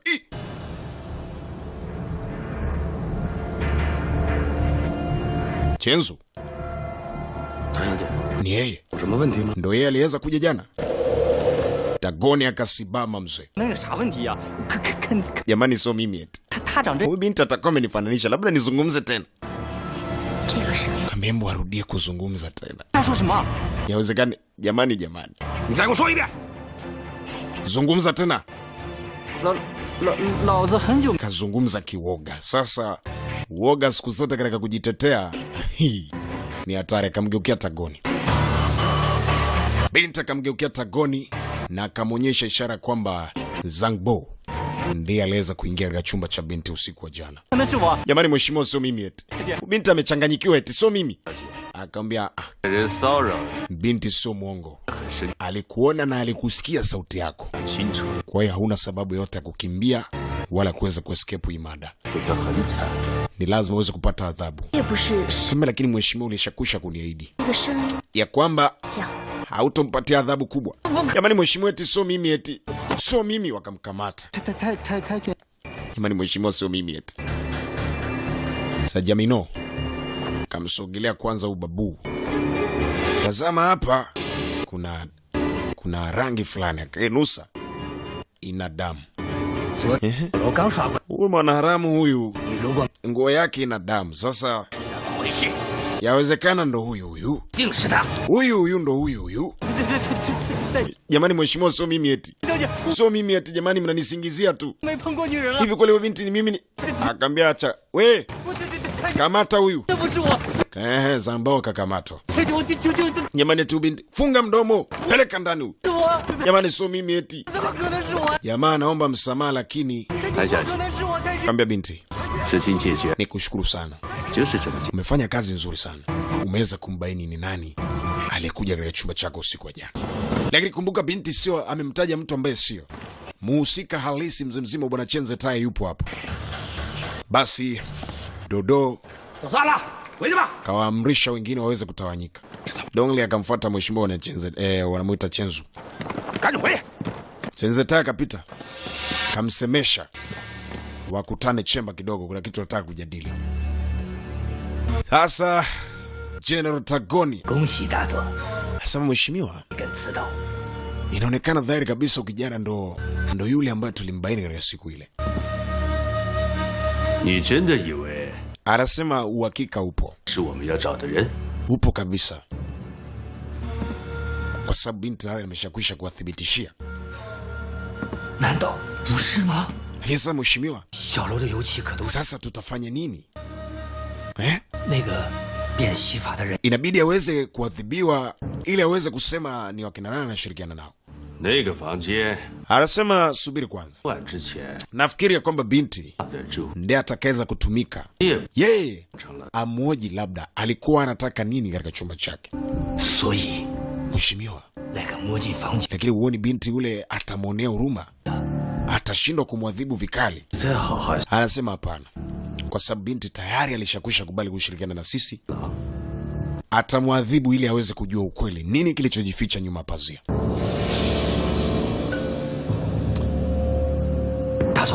Mheshimiwa, naona itakuwa ni ngumu sana. Binti atashindwa kuweza kubaini ukweli. Na kama atashindwa kubaini ukweli itakuwa ni hatari. Zela Machale anasema hapana, tumwachie kazi. Basi hamna shida. Jamaa huaga anapendaga misimamo yake ifuatwe. Sasa baba la baba kakamata kafungwa, anatembezewa bakubaku za kutosha. Dodo anampa kipigo kama mbwa koko vile mzee. Sema unashirikiana na nani? Na ni nini ulichokifuata katika chumba cha binti? Mheshimiwa, sijafuata chochote. Hujafuata Hujafuata Unasema usemi. Ulifuata nini katika chumba cha binti? Zungumza. Uzungumzie. Mheshimiwa jamani, sikwenda eti. Sikwenda katika chumba cha binti eti. Taka kumwasha binti akazuia. Kuna nini? Huyu ni mhalifu. Anahitajika kula stiki za kutosha. mpaka aseme. Sasa shika kiboko umwadhibu mwenyewe mpaka aseme. Mpaka aseme alifuata nini katika chumba chako. Sasa nataka useme. Nini ulichofuata katika chumba changu? Dodo ataka amtembezee bakubaku. Makoplo waweze kutoka pale. Binti akabaki pale. Chapa. Sasa alipotoka kamsogelea Zangbao. Akamwambia sasa nikwambie kitu. Vunga kama ujui chochote. Nina issue ya maana sana naifanya. Na mimi ni moja kati ya wana revolution. Nimekuja hapa kwa ajili ya kuweza kuongoa katika kambi. Sijakuelewa unamaanisha nini? Binti akamtazama. Anakumbuka plani ambazo Chenzo alishakwisha kumwambia kwamba plani yao kubwa ni kuweza kutoroka.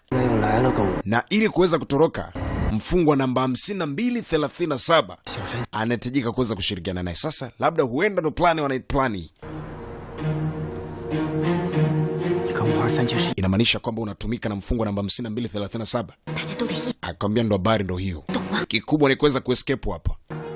Wakati wanazungumza yale mwamba bwana General Tagoni anakuja kule mzee. Yera. Binti kule tayari ameshakwisha kupanga plani. Anamwambia kwa hiyo unataka utulie hivyo. Nikikupiga, nikikuchapa unatulia. Mara ghafla binti akasikia mchakacho. Karudi nyuma mzee. Stiki. Chezea za kutosha. Mheshimiwa karibu. Binti anamtemezea za kutosha. Chapa. Subiri. Kutazama kweli jamaa ametembezewa bakubaku za kutosha. Eti. Inamaanisha bado hajaweza kuzungumza chochote. Inaonekana bado mpaka sasa ni kiburi, si ndio? Anasema hajazungumza chochote. Sasa inabidi uweze kumwazibu na kuendelea kumwazibu mpaka aweze kuzungumza.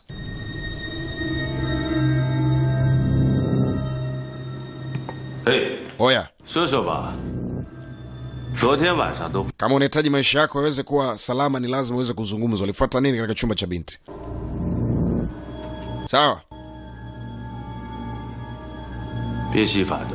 Zungumza. Naweza kusema kabla ya adhabu nyingine kuweza kufuata. Kwa sababu kifo chako sasa hivi utaenda kufa.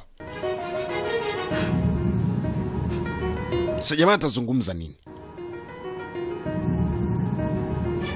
Binti mwenyewe roho inamuuma kwa kila alichoweza kufanya. Jamaa akashika mfuko wa bastola mzee. Kafungua pale.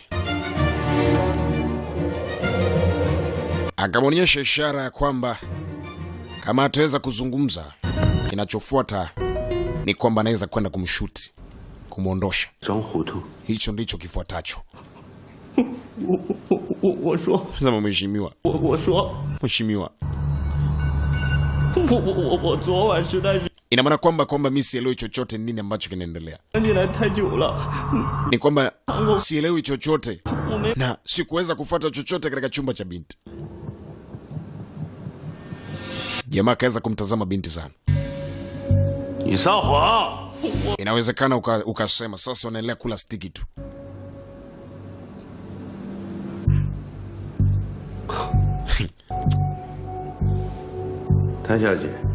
Nisikilize. Huyu inahitajika kuweza kuchapwa tu. Aendelee kula stiki mpaka aweze kusema. Hakuna kingine cha kuweza kufanya. Ni stiki mwanzo mwisho. Mheshimiwa akaondoka mzima. Binti akabaki na Zangbao akamwambia oya. Chapa pole. Piga za kutosha. Jamaa anatoka nje anasikia mastiki mzima mtu anavyotembezewa. Anasema sijui chochote mnanionea. Binti anampa. Kamuita mzima. Sobjomino. Anasema kwamba huyu kijana hawezekana kala stiki hivi lakini asitaji. Lazima tutafute plani nyingine ya kuweza kubaini na kuweza kujua nini anachofuata katika chumba cha binti. Sasa wakati huo kwa mzima wa Chenze Tai yupo huko anaendeleza harakati zake. Sasa mzima wa Donglia anamuwaza kinyama. kasababisha msela wake akapelekwa kule anakula stiki. Yaani kila saa akipita na mtazama kinyama na amnaye. Mbe huyu 5237 huyu anatakiwa aweze kuletwa katika himaya yetu huyu. Kaambia nishakwisha kwambia kutoroka kwetu unamtegemea huyu jamaa. Sasa kama kuna mtegemea huyu jamaa, mbona Zangbao kakamatwa? Sasa mtu aliyesababisha mambo yote yupo nje, anayeadhibiwa ni mwingine. Sasa muone kwamba mtendi haki. Hauna frame mwenzako kupigwa kule. Akamwambia ilitubidi tufanye hivyo. Yaani ilitubidi tufanye hivyo. Kama lakini sio haki. Huu ni unyama mnaufanya. Akamwambia Dongli. Okay, basi ni matatizo kidogo, tutazidi kusogea mbele zaidi. Basi wakati huo mzee mzima bwana Chenzu akiwa sambamba zaidi na mzee mzima bwana Dongli walikuwa kizidi kujaribu kuzungumza ile swala.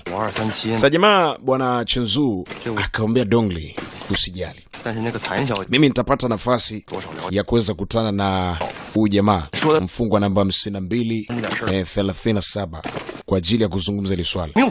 Bwana wewe fanya haraka bwana. Kama basi subiri, nitafanya na nitamfuata, tutazungumza naye. Jamaa kapoteza best yake wa karibu, mtu ambaye alikuwa akifanya naye mishe zote wote hapa ndani ya kambi hii. Okay, basi tunarudi katika upande wa pili kwa mzee mzima bwana Tagoni General. Leo basi alipata nafasi ya kuweza kukutana ule mwandishi wa habari investigator wanamuita Winlong. Basi alikuwa anataka kuweza kumwonyesha jinsi gani wa China wanavyozidi kutaabika. Sasa mzee wako baba la baba wanamuita Sojamino anamwadhibu bibi mzee mzima bwana wanamuita Zangbao kinyama. Binti ndo anafika. Anasema nafikiri hata hii ni moja kati ya story nzuri au ripoti moja nzuri ambayo itasababisha upelelezi wako kukamilika. Binti anashangaa. Sasa unaona? Ni baadhi ya mambo makubwa ambayo tunayafanya. Kwa hiyo kama ulikuja kwa ajili ya kutupeleleza na kujua nini ambacho tunakifanya, kwa hiyo ni moja kati ya kazi ambayo naifanya pia. Mimi siogopi ujue. Kama lakini kwa nini hivi? Kwa nini hivi? Anasema unaniuliza kwa nini? Unataka kujua kwa nini? Kwa sababu ni Tagoni kaamua kufanya hivyo. Na sio kwa huyu tu, na kwa wengine na wengine na wengine. Nitakapojisikia kufanya chochote muda wowote saa yoyote, Tagoni nipo tayari kufanya. Simogopi mtu wala nani. Kambe lakini je, unafikiri kumtesa mtu kuna faida yoyote? Akamwambia sifaidiki chochote, lakini nafarijika moyoni mwangu kwa sababu nawaua maadui zangu na watu ambao mimi kama mimi nimewamiliki. Najisikia furaha sana.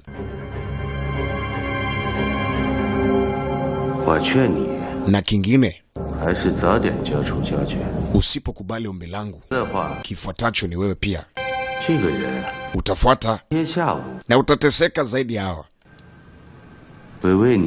Kwa hiyo kikubwa kubali ombi langu, kubali kuwa nami. Binti hapo ndipo anapopataga kichaa na kilendilendi mzee. Kimtazama Zambao jinsi alivyotembezoa bakubaku hivi, akamwambia hapana, sitokubali.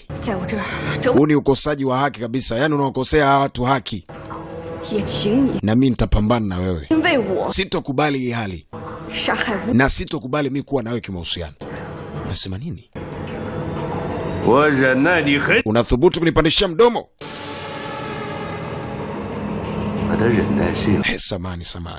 Samani kwa kukaripia. Akamwambia sona unanikaripia. Nataka nikwambia kwamba nitapambana na wewe. Nitajua nini cha kufanya. Wewe. Subiri. Aha. Wakaitwa walinzi mzee binti akamwambia nitakumaliza tu wewe. Nitakumaliza nakwambia. Binti anakula kiapo kwamba lazima hakikisha kwa